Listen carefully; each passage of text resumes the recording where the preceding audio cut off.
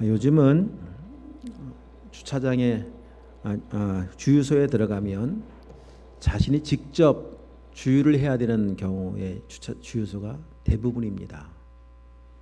다 경험을 하시겠지만 그 직접 셀프 주유를 할 때는 늘 조심을 해야 합니다. 신경을 바짝 써야 돼요. 왠지 아시죠? 잘못하면 엉뚱한 기름 넣습니다. 경유차에 휘발유 넣고 휘발유차에 경유 넣습니다. 지난 7월에 저희 교회에서 지방에 교육부 모임이 있어서 모임을 가지려고 했는데 갔는데 저 인천에 계신 목사님이 이제 대중교통으로 오셨습니다. 왜 그렇게 대중교통으로 오시냐고 물어보았더니 어저께 먼 길 가야 하니까 잔뜩 기름을 넣었답니다. 잔뜩 기름을 넣고 이제 주유소 나와서 운행을 하는데 차가 이상해진 거예요. 소리도 이상해지고 연기가 풀풀풀 나고. 그래서 이제 그 길로 바로 정비소에 들어갔더니 그 차는 경유차인데 휘발유를 잔뜩 넣은 거예요.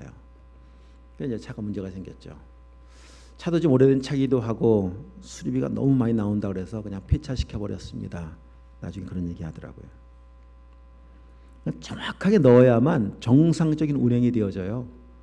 왜냐하면 그렇게 만들었기 때문에 그렇습니다. 그냥 아무거나 넣으면 되는 차로 만들지 않았습니다. 그 차는 경유를 넣는 차는 경유를 넣어야만 가동이 되는 차로 그렇게 만들었어요. 자, 이것이 굉장히 중요한 의미가 있듯이 오늘 사람을 만든 목적도 똑같습니다. 하나님께서 사람을 만드실 때 하나님의 형상으로 지으셨습니다. 하나님의 형상으로 지었다라고 하는 것은 사람 안에 사람에게만 하나님의 생명을 담을 수 있는 존재로 만든 거예요.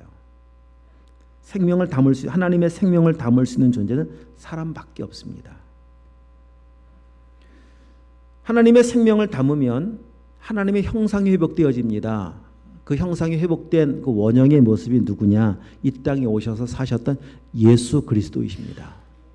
예수님께서 이 땅을 사시면서 여러분 생각해 보십시오.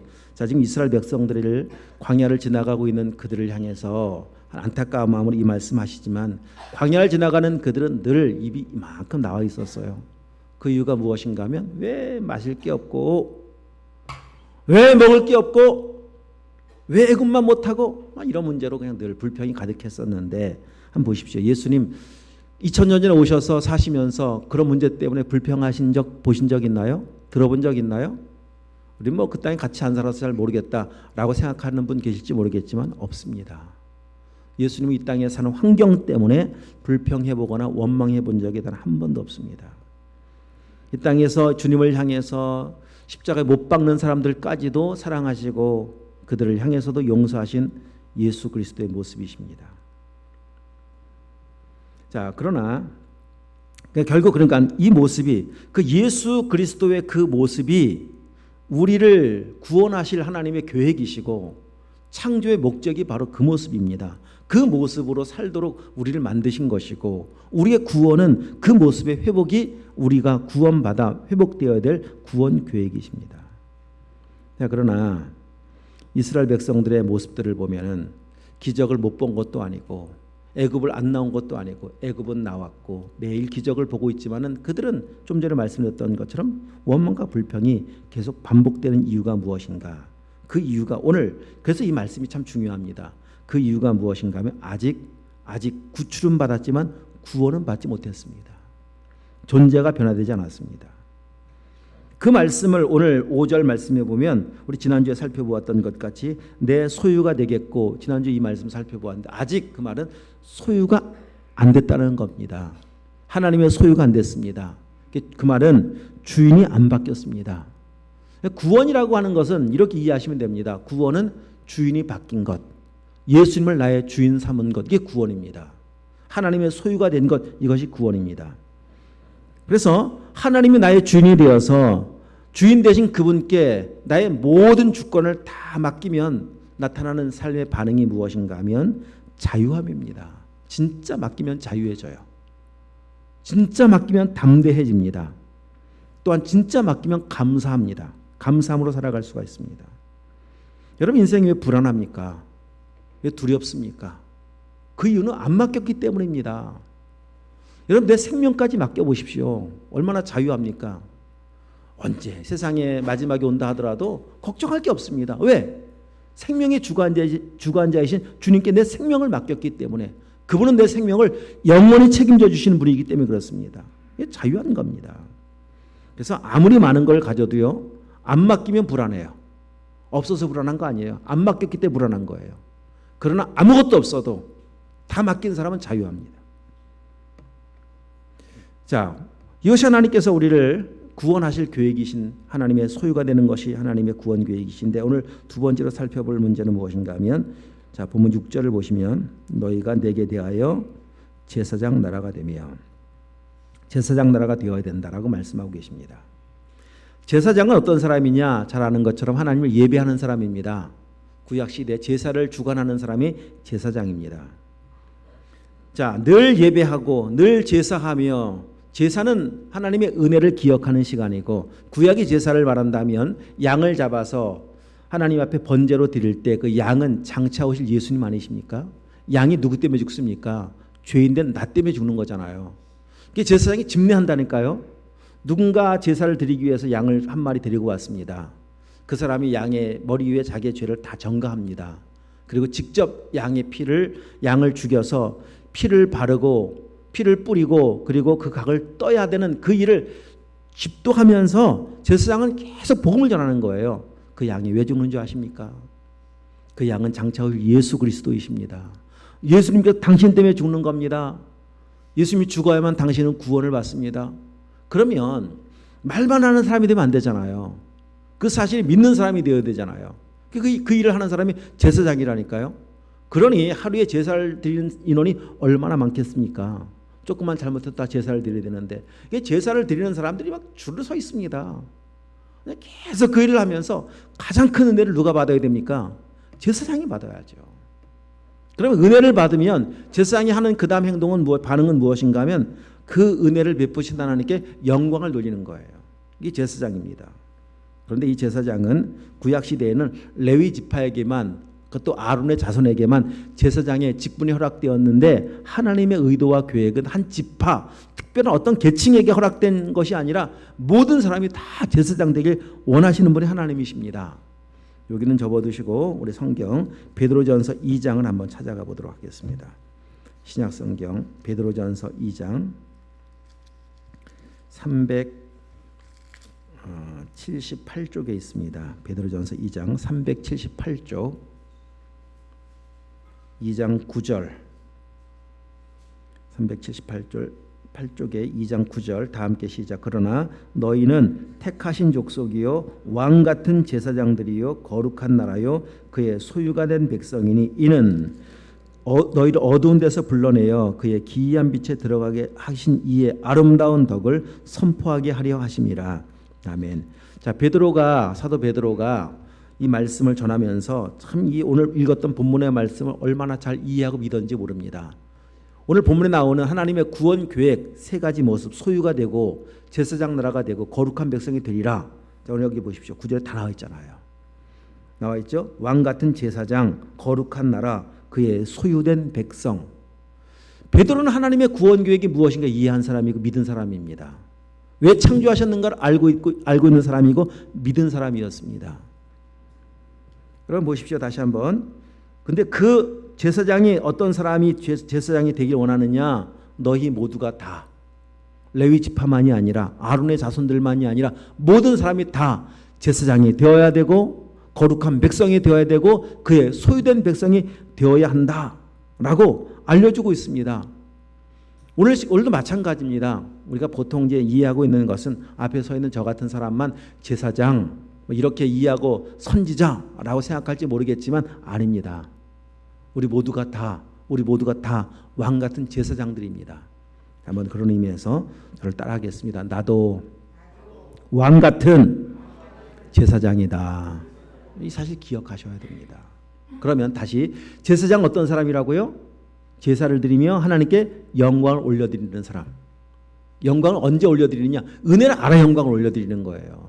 은혜를 모르면 절대 영광을 못 올려드립니다. 그 영광을 못 올려드리면 어떻게 되느냐? 그럼 죽는 겁니다. 영광을 가로채면 죽는 겁니다. 자, 다시 본문, 본문 성경 사도행전 12장을 한번 찾아보십시오. 12장으로 와서 보십시오. 어느 날 헤롯이 멋지게 연설을 했어요. 백성들 앞에, 군중들 앞에서 연설을 했는데 그 연설을 들은 사람들이 헤롯의 연설을 듣고 야, 이렇게 막 감탄을 합니다. 저거는 사람의 소리가 아니다, 신의 소리다 라고 하면서 감탄을 합니다. 자, 12장 펴셨나요? 21절 그 내용입니다. 헤롯이 나를 택하여 왕복을 입고 단상에 앉아 백성에게 연설을 하니 22절 백성들이 크게 부르되 이것은 신의 소리요 사람의 소리가 아니라 하거늘. 얼마나 기분 좋았겠습니까? 저거는 사람의 소리가 아니라 하나님의 소리, 신의 소리라고 말을 하니까 막 갓 헤롯 됐잖아요. 갓 헤롯. 이렇게 되었습니다. 그러자 23절 중요합니다. 읽겠습니다. 헤롯이 영광을 하나님께 돌리지 아니하므로 주의 사자가 고치니 벌레에 먹혀 죽으니라. 영광 가로채면 죽는 거예요.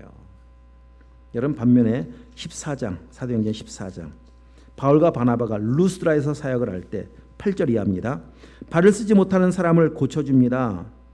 그래서 그에게 그가 10절 말씀 일어나 서라 하니 그 사람이 일어나 걷습니다. 그 모습을 본 무리가 11절 무리가 바울이 한 일을 보고 루가오니아 방언으로 소리질러 이르되 신들이 사람의 형상으로 우리 가운데 내려오셨다 하여 12절 바나바는 제우스라고 하고 바울은 그 중에 말하는 자이므로 헤르메스라 하더라. 갑자기 사람을 고쳐주자 사람들은 바울과 바나바를 신격 대우합니다. 저건 사람의 능력이 아니라 신의 능력이다. 자, 그러면서 자 여러분 잘 보십시오. 13절 다시 한번 시작.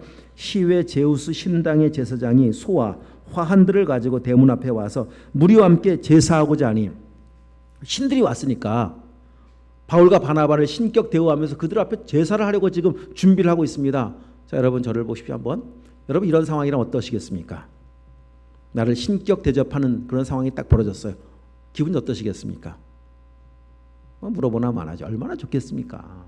내가 신이 됐구나. 요즘 다 신 되고 싶어 하잖아요. 그래서 뭐 신조가 생겼어요. 제가 조금 전에 갓 헤롯 이렇게 말했던 것처럼 뭐 조금 잘하는 사람 앞에는 갓을 붙입니다. 신이라고 하는 이름을. 그리고 무슨 느님 이렇게 붙이잖아요. 또 어느덧 사람의 이름이 사람이 신이 돼버렸고 그 신이 돼버린 사람을 향해서 사람들은 신격화하며 유명한 연예인이 여러분 BTS가 오늘 월드컵 경기장에서 공연을 한다고 하면은 그냥 몇 분 만에 매진돼 버립니다. 알고 계시죠? 표가 그 표가 뭐 몇천 원 하나요? 몇십만 원짜리라는 표가 그냥 순식간에 매진돼 버려요. 그 앞에서 어떻게 반응하는지 안 가봤지만 뭐 방송으로 보셨잖아요. 얼마나 그냥 신격 대접하며 추앙을 합니까? 이건 뭐 난리도 그런 난리가 없습니다. 그런 대접을 받고 싶어서 그 자리에 서 있는 사람들은 젊은 아이들은 꿈을 또 꾸잖아요. 나도 열심히 노력하면 나도 언젠간 저 무대에 설 수가 있겠지. 나도 신처럼 대접받을 수 있겠지. 그렇지 않습니까? 근데 지금 바울과 바나바가 그런 대접을 받고 있는 거예요. 신이 내려오셨다. 우리 앞에 신이 오셨으니 신께 경배하고 제사하자. 이런 상황이 됐습니다. 우리 같으면 참 기분 좋아할 것 같은데도 불구하고 여러분 어떻게 반응하는 걸 보세요. 이게 중요하다니까요. 자, 여러분 13절 읽겠습니다. 15절 이르되 여러분이요 어찌 이런 일을 하느냐 우리도 여러분과 같은 성정을 가진 사람이라 여러분에게 복음을 전하는 것은 이런 헛된 일을 버리고 천지와 바다와 그 가운데 만물을 지으신 살아계신 하나님께로 돌아오게 하려 함이라. 헛된 일이 뭡니까? 사람을 신격 대우하는 것, 내가 조금 마음에 들면 내가 좋아하면 어느덧 신격 위치에 올려놓고 추앙하고 경배하는 것, 이런 헛된 일을 버리게 하고 진짜 하나님께로 돌아오게 하기 위해서 내가 지금 복음 전하고 있는 거 아니냐. 옷을 찢어버립니다. 이게 제사장이에요. 모든 영광 하나님만 받으셔야 합니다. 저 영광 받을 자격 없습니다. 세례 요한이 고백하잖아요. 나는 신발끈 풀 자격도 없는 사람입니다. 주님만 흥하여야 되고 저는 세워야 합니다. 이게 제사장이라니까. 제사장. 하나님 이런 사람을 더 영광을 받으시는 거예요. 영광은 뭐 대단한 업적을 남겼기 때문에 받는 것이 아니라 범사 여호와를 인정하며 살아가는 그 모습 때문에. 자, 오늘 본문을 다시 한번 돌아보시면 또 한 가지 하나님의 구원 계획이 있습니다. 그 모습은 6절 중반 이후에 거룩한 백성이 되리라. 자, 세 가지 여러분 꼭 기억하셔야 돼요. 소유가 되고 제사장이 되고 거룩한 백성이 되리라. 이 거룩한 백성, 거룩이라고 하는 단어는 구별됐다는 겁니다. 구별되다. 이 히브리어로 카도시라고 말을 하는데, 그럼 구별된 게 무엇이 구별된 거겠습니까?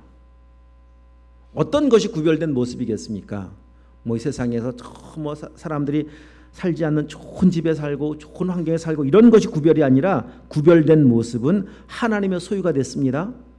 제사장이 됐습니다. 그래서 하나님의 뜻대로 살아가는 삶이 구별된 거예요. 아무도 그렇게 살려고 하지 않거든요. 하나님 인도하시는 그 길을 가고 싶어 하지 않거든요. 왜? 좁은 문이기 때문에, 좁은 길이기 때문에, 뭔가 불편해 보이기 때문에. 하나님이 원하시는 일을 기쁨으로 하려고 하지 않습니다. 왜? 힘들기 때문에, 손해보는 것 같아 보이기도 하고 피곤하기 때문에. 그런데 진짜 하나님의 소유되었고 제사장 되고 제사장 되어 살아가는 사람들은 그 길을 걸어가요. 그 일을 해요. 그래서 구별된 거예요. 아무도 가지 않는 길을 가기 때문에 구별된 거고, 아무도 하려고 하지 않는 일을 행하기 때문에 구별된 거예요. 그럼 왜 그 길을 걸어가고 왜 그 일을 행하느냐? 하나님의 뜻은, 이 단순의 목적은, 의미는 하나님의 뜻이기 때문에, 말씀이기 때문에 저는 그 길을 걸어갑니다. 여러분, 이 땅을 살아가면서 우리가 경험해 왔고 또 지금 어쩌면 그 길을 갈지 모르겠지만, 우리가 열심히 이 땅을 살아가는 삶의 이유가 어디에 있고 목적이 어디에 있습니까? 진짜 하나님이 내 삶에 살아가는 그 여정에 단 몇 프로라도 하나님이 지금 계신가요? 몇 프로라도. 여러분, 이 세상은요 하나님이 없습니다. 100% 자기입니다. 100%. 세상 속에는 다 자기를 위해서, 자기 만족을 위해서, 내가 원하는 목적을 이루고자 달려가는 것이지 어디 하나님이 있습니까? 내가 원하는 일을 위해 달려가면서 간혹 하나님의 도우심을 구하는 거죠. 하나님 위한 것이 아니라 좀 도와주십시오. 누구를 위해서? 나를 위해서. 내가 잘 돼야 되는데 하나님 좀 간섭해 주십시오. 그럴 때만 하나님 찾는 거죠. 자기 영광, 자기 성공. 자, 거라사 광인이 그 속에 있는 것 존재를 끄집어내 보니까 2,000마리 되는 돼지떼가 달려요. 그죠? 알고 계시죠? 열심히 달립니다. 어딜 향해 달려요? 자기 영광을 위해서, 자기 목적을 위해서, 자기 야망을 위해서 열심히 달려가요. 모두가 다 한결같이 한 마리도 예외 없이 열심히 달려갑니다. 그런데 여러분 보십시오. 그 끝이 무엇입니까? 열심히 달려가는데 그 끝은 멸망, 몰사는 바다였습니다. 거룩한 사람, 구별된 사람이 살아가는 그 길, 아무도 가려고 하지 않는 그 길, 좁은 문 좁은 길을 가는, 여러분 그 길만 사는 길입니다. 하나님이 우리에게 나를 따르라 말씀하시며 우리를 인도해 가시는 그 길이 광야의 길을 할지라도 그 길로 인도하시는 이유는 죽이려고가 아니라 살리기 위함이에요. 아브라함에게 이삭 바치라라고 하는 것은 이삭을 죽이려고 의도하셔서 하시는 말씀이 아니라 살리기 위함입니다. 너무 사랑하셔서 순종하는 그 길이 사는 길이라니까요. 아브라함이 말씀에 순종하여 한 걸음 한 걸음 한 걸음 걸어가면서 무엇을 만납니까? 십자가 예수님 만나는 거잖아요. 그 길을 순종해 걸어가면서, 그 길을 누가 걸어갑니까? 아무도 안 가죠. 아무도. 자, 여러분 보십시오. 이삭이 제단을 쌓고 이삭이 번제단 위에 올라갈 때 누가 올라갔습니까? 아브라함이 올렸습니까? 이삭이 스스로 올라갔습니까? 알고 계시죠? 절대 아브라함 못 올려요. 그 아들을. 나이가 120살 가까운 할아버지가 한 20살 가까운 여러분 젊은 청년들을 무슨 힘이 있어서 무슨 재주로 거기를 올려요. 절대 못 올립니다. 아들이 제단을 쌓고 아들이 올라간 거예요. 그러면 그냥 속여서 올렸을까요? 아들아 잠깐만 올라가 봐. 그랬을까요? 저기 올라가면 뷰가 굉장히 좋아. 한번 올라가 봐. 그리고 몰래 확 죽이는 거예요? 그럼 무슨 제사가 될 수가 있겠습니까? 그래서 속인 것도 아니고요. 사기친 것도 아니고요. 그냥 아들 이삭은 자기가 번제 부린 걸 다 받아들였어요. 자기가 죽어야 될 존재인 걸 받아들였어요. 받아들일 수 있었던 것은 복음을 깨달았고 믿었기 때문입니다. 하나님이 행하실 계획이 무엇인가 알았기 때문이에요. 우리가 이 하나님의 말씀 순종의 이 길을 걸어가는데 이 일은 하나님이 우리 때문에 장차 오실 그리스도를 모형해 주시는 것이고, 예수님은 죽음으로 끝나는 것이 아니라 다시 살리시는 것이 하나님의 계획이시고 목적이란다. 아브라함도 이 사실을 믿었고 이삭도 믿었어요. 다 살잖아요. 아브라함도 살았고 이삭도 살았고. 이게 몸 살았다라는 게 의미가 아닙니다. 진짜로 구원받는 거잖아요. 오늘 말씀 그대로 소유가 되고 제사장이 되고 거룩한 백성 되는 거 아니겠습니까? 만약에 이 모리아로 향한 이 길, 순종의 길을 걸어가지 않았더라면 이삭이 어떻게 구원받았는지는 모르겠지만은 아마 구원이 좀 더뎌질지도 모르겠죠.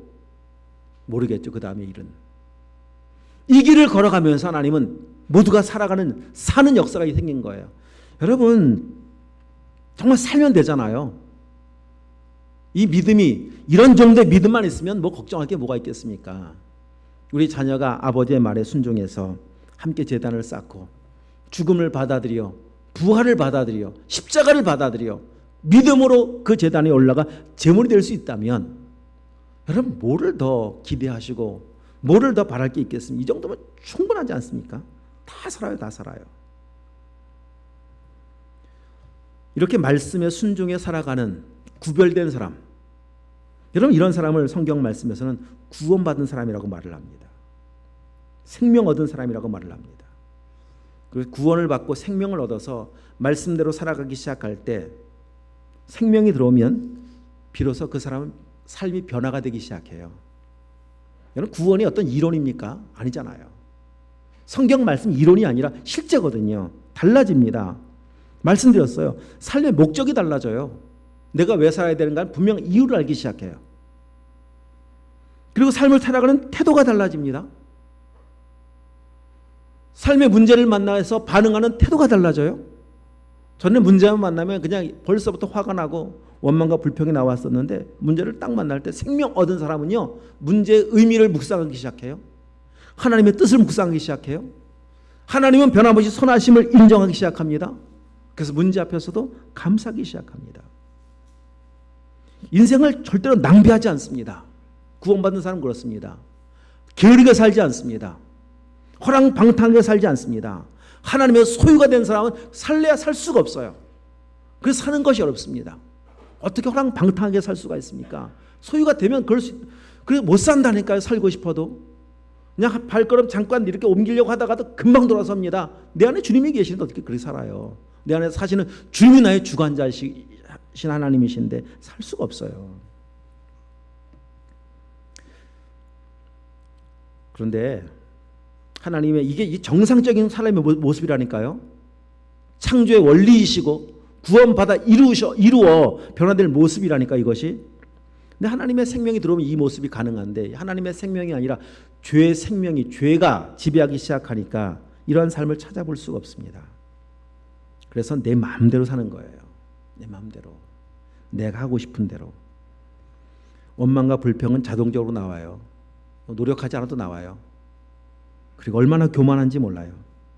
예배 안 드립니다. 찬송 안 부릅니다. 말씀 안 듣습니다. 왜? 내가 하나님인데 왜 말씀을 들어야 돼요? 내가 하나님인데 내가 왜 찬송을 불러야 돼요? 여러분, 그걸 인정해 보신 적 없으시죠? 기도할 필요가 없어요. 내가 하나님인데 왜 기도를 해야 돼요?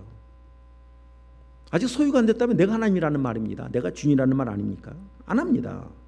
이게 지금 이스라엘 백성들의 모습이었습니다. 애굽을 떠나왔습니다.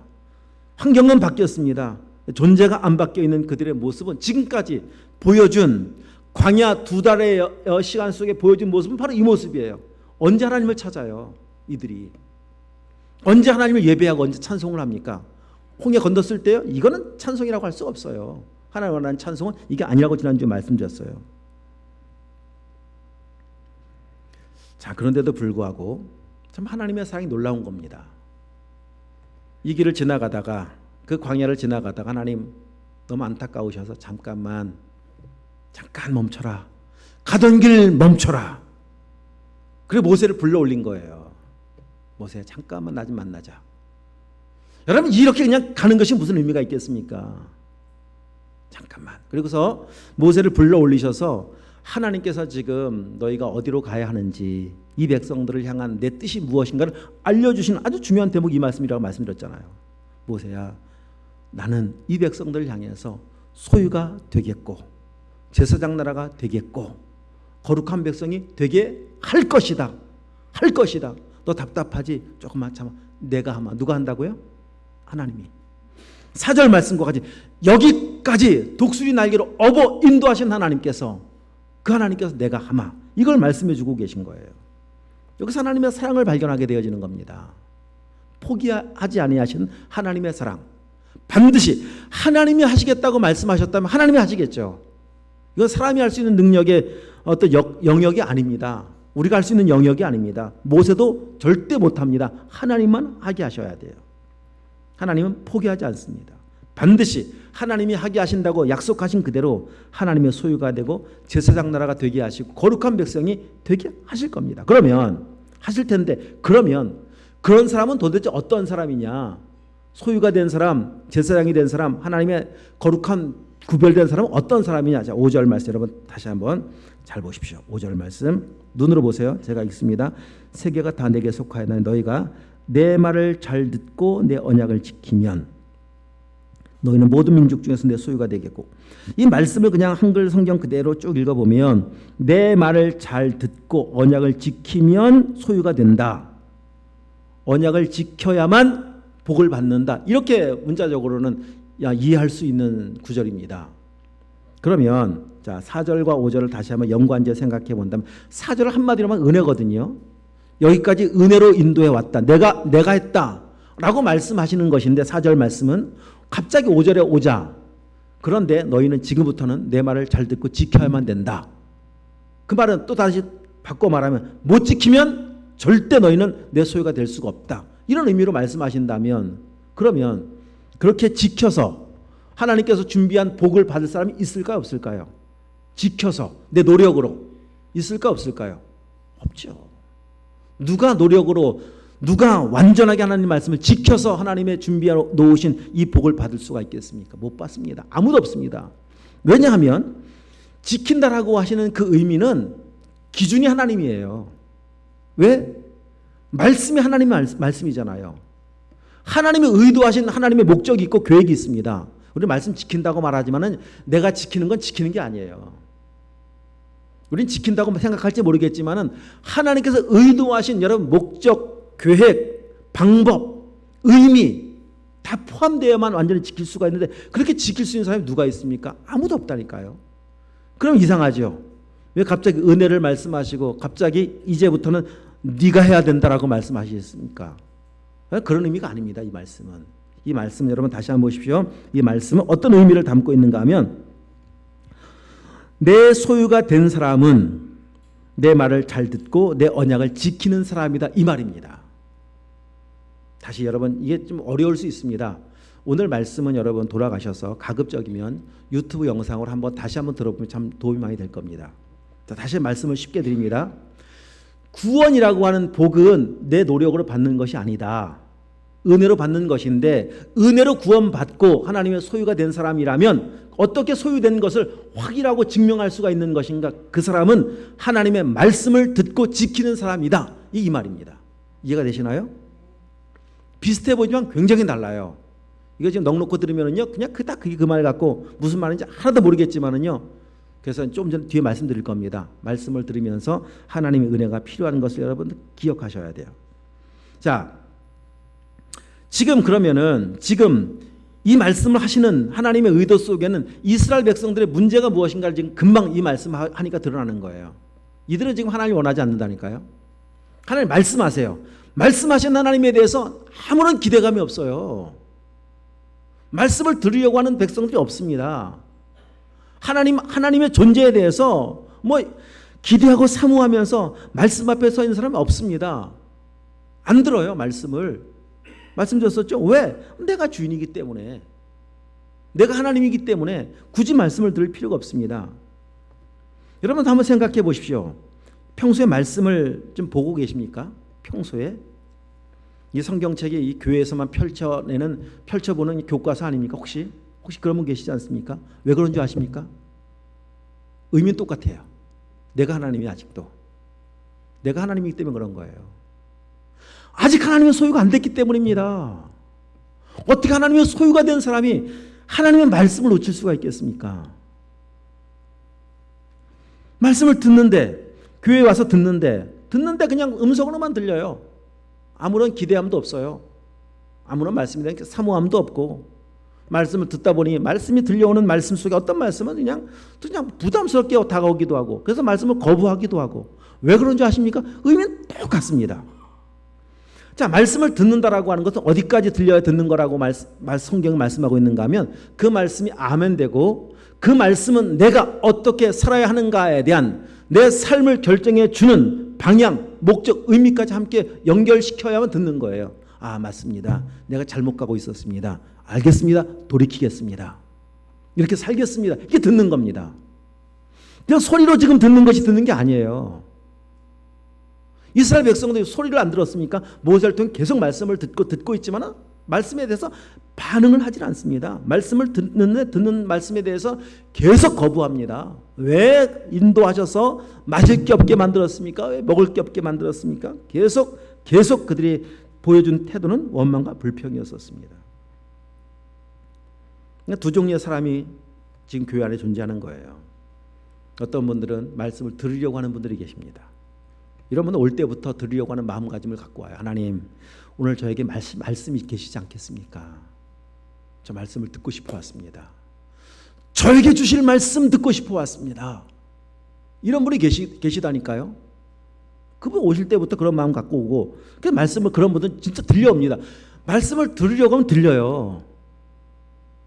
근데 올 때부터 그냥 이미 마음의 문을 딱 닫고 오면 그냥 소리로만 들려요.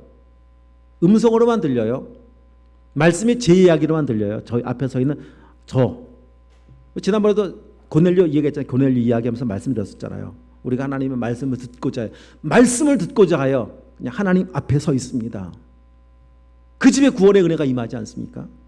그럼 이 차이가 뭐겠습니까 도대체? 왜 어떤 사람은 들으려고 하고 어떤 사람에 대해서는, 어떤 사람은 그냥 말씀에 관심이 전혀 없겠습니까? 왜 말씀 듣는 이 시간조차도 관심이 없습니까? 이 시간조차도, 평소에는 모르겠고요. 이 시간조차도, 교회 나와서 말씀 듣는 이 시간조차도 말씀에 대해서 관심이 없습니까? 그 이유가 뭡니까? 성경을 잘 몰라서요?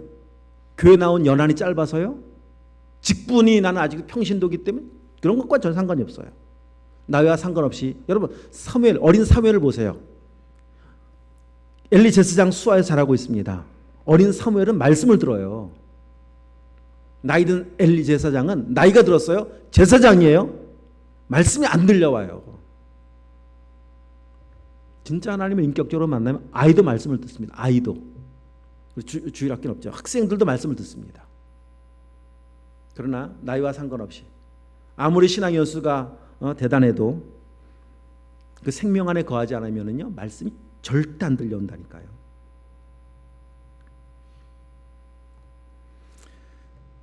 오늘 그러면 이제 말씀을 듣는다, 믿는다, 조금 어렵지만 여러분 성령께서 도와주시기를 소망하면서 여러분 잘 들어보십시오. 이 말씀은 세 가지 의미가 있어요. 세 가지. 첫 번째는 말씀은 진짜 말씀이에요. 그냥 말 그대로 진리죠. 진리, 변함없는 진리입니다. 그걸 로고스라고 말을 합니다. 자기 성경책을 저 믿지 않는 세상 사람들에게 오늘 본문을 읽어주고 이제 이게 누구 말씀인가요? 뭐라고 물어보면 뭐라고 말할까요? 마음의 새 말씀입니다. 이렇게 말할까요?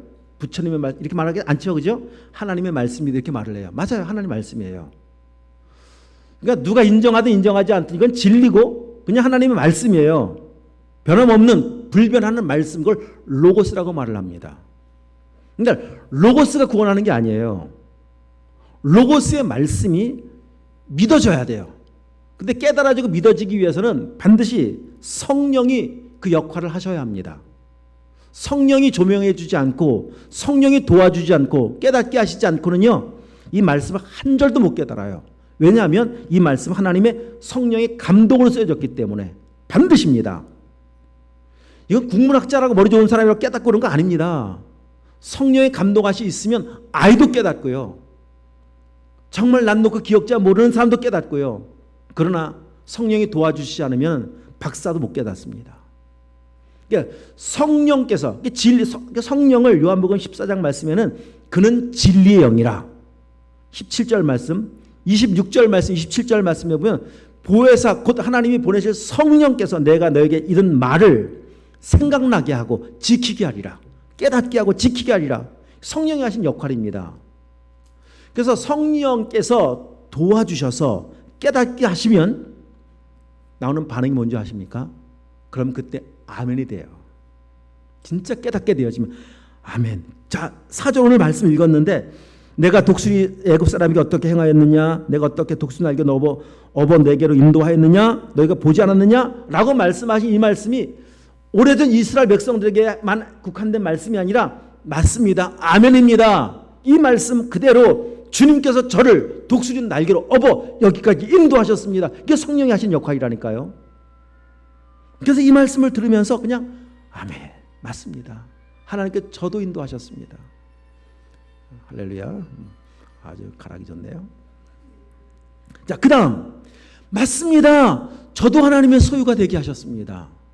저도 제사장이 되게 하셨고 저도 거룩한 백성 되게 하셨습니다. 이게 내 이야기를 받아들여서 그냥 아멘 할 수 있게끔 고백하게 만들어주는 역할을 누가 하시느냐? 성령이 하시는 거예요. 성령께서. 그러니까 우리는 하나님 말씀을 들으면서 읽으면서 항상 성령의 도우심을 구해야 돼요. 아니면 안 믿어지고 아니면 영원히 성경을 보아도 이건 나와는 상관없는 그냥 로고스예요. 그냥 진리죠, 진리. 그래서 여러분 성령을 통해서 이 깨달아진 말씀을 레마라고 말을 합니다. 레마. 그래서 깨달아졌어요. 믿어졌어요. 믿어지면 그때 복음이 되는 거예요. 그 말, 복음이 된 말씀이 캐리그마라고 말을 해요. 복음이 되지 않으면 나만 상관이 없다니까요. 그냥 좋은 말씀이든지 아니면 율법이에요. 좋은 말씀이네. 아니면 그냥 옥죄는 말씀, 불편한 말씀, 늘 부담스러운 말씀이에요. 그런 말씀이 어떻게 나를 변화시키시겠습니까? 믿어져야 변화되는 거잖아요. 믿어져야. 오늘 하나님 앞에 우리 모두가 다 진짜 이 말씀 믿어지는 은혜가 있길 축복합니다. 한 말씀만 믿어져도요, 그 말씀은 나를 변화시키기에 충분해요. 한 말씀만 믿어져도. 아니면 그냥 로고스로 남아있으면요, 이 말씀은 어떤 의미를 갖고 있냐면 이 로고스의 말씀은요, 그냥 사실은 사실인데 역사적인 사실이에요. 객관적인 사실이에요. 하나의 이론이에요. 원리예요. 나에게 실제가 안 됩니다. 성경을 알면서도 이스라엘 백성들처럼 살고 원망하고 불평하고 살고, 그 대표적인 사람들이 바리새인들이잖아요. 성경 몰라서 그들이 예수님 잡아 죽였습니까? 성경은 너무 잘 아는 성경 박사들인데도 불구하고 그냥 그들은 로고스로 남아 있었어요. 그런데 레마가 되고 캐리그마가 되면은요, 이 말씀은 객관적인 사실이 아니에요. 주관적인 사실이에요. 나에게 주시는 말씀이에요. 그러면 능력이 돼요. 내 삶을 변화시키는 능력이에요. 내 안에 하나님의 나라를 누리게 살아가는 능력이에요. 실제로 기쁨이 오고 평강이 오고 자유함이 오고. 왜? 살아있기 때문에. 말씀 자체가 살아있기 때문에 한 말씀만 깨달아지고 믿어져도요, 그 은혜를 구해야 되는 거예요. 하나님 앞에서. 오늘 이 시간에도 주여, 지금 이 시간에도 지금까지 안 들었다 하더라도 지금 이 시간에도 주여 들려오게 하옵소서. 제가 이런 표현도 드렸었잖아요. 병원에 가서 주사를 맞는데 주사 바늘이 이 볼펜심만 해요? 아니라고 말씀드렸었죠. 정말 참 미세한 주사 바늘이 통해서 주사약이 들어오는데, 그 주사약이 들어오니까 열이 떨어지고 몸이 좋아지고, 하나님 말씀이 우리 속에 들어오면, 아니 세상 약도 우리 몸에 변화를 일으키는데 하나님의 살아계신 존재가 들어오는 건데요, 왜 변화가 일어나겠습니까? 그 능력이죠. 그 자체가 능력, 말 그대로 능력입니다. 저는 진짜 간절히 매일 기도하며 소망하는 거예요. 하나님, 우리 사랑하는 드립교회 성도들이 있죠, 말씀을 통해서 거듭난 은혜가 있게 하옵소서. 때로 말씀을 전하다 보면은요, 제 스스로 막 뭐라고 표현하면 좋을까요? 막 낙심, 막 좀 실망, 절망 이럴 때 빠질 때가 있어요. 왜냐하면 말씀은 전하는데 말씀이 좀 심겨지고 스펀지에 물이 빨려 가야 되는 것 같은데 말씀이 그냥 다 반사되어 오는 것 같은 느낌이 들 때가 있습니다. 받아들이는 것이 아니라 다 튀겨와서 저희가 그냥 다시 부딪혀 오는 것 같은 느낌이 들 때가 있어요. 그럴 때는요, 하나님 여기서 지금 뭐를 하고 있는 건가? 내가 지금 수없이 복음 하고 있는데 무슨 내가 어떻게 저러고 있는 거지? 막 그런 주의를 보내고 나면은요, 막 그냥 한 주간을 보내면서 막 진짜 힘이 없어요.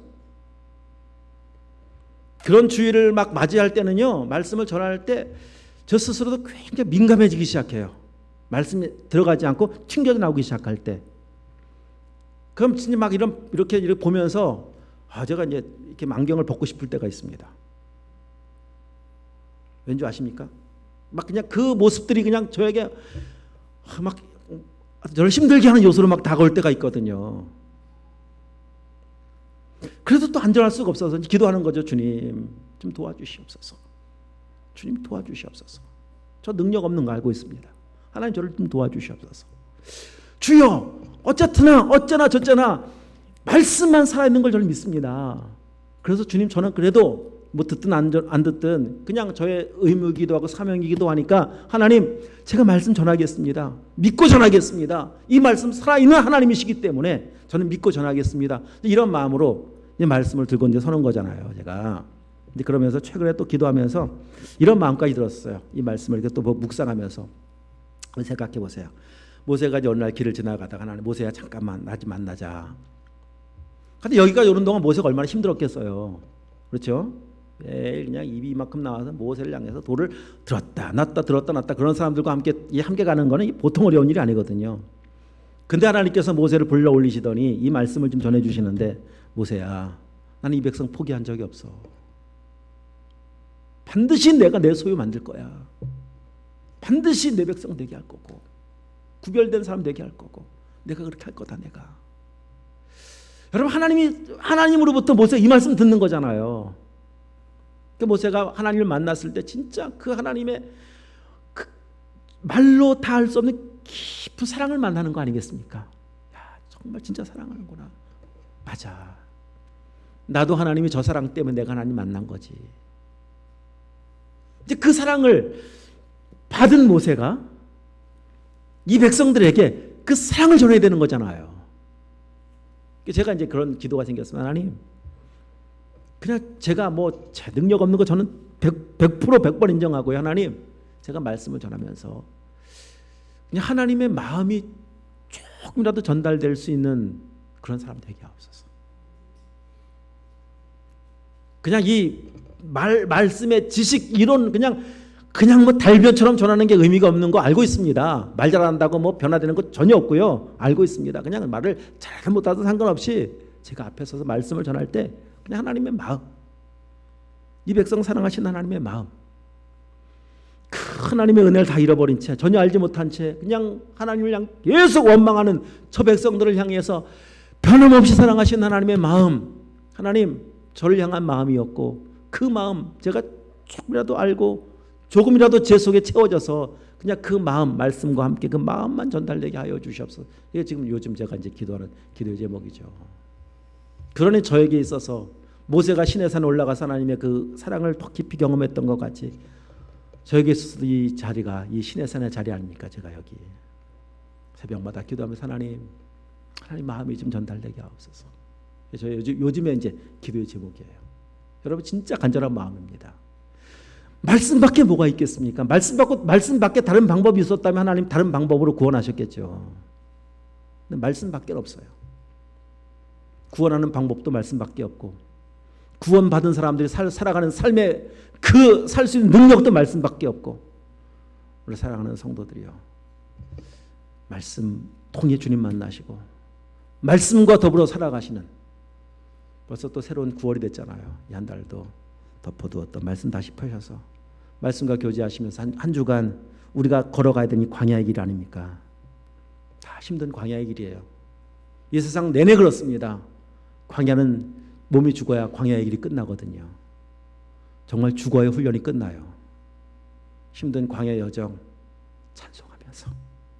찬송하면서 원망 불평하다가 그냥 끝나는 것이 아니라 찬송하면서 한 걸음 한 걸음 걸어가시고 그렇게 광야의 길을 다 끝난 뒤에 우리 하나님 나라에서 다 함께 만나서 우리를 구원하신 하나님을 찬송할 수 있는 은혜가 있기를 주님을 축복합니다. 기도하도록 하겠습니다.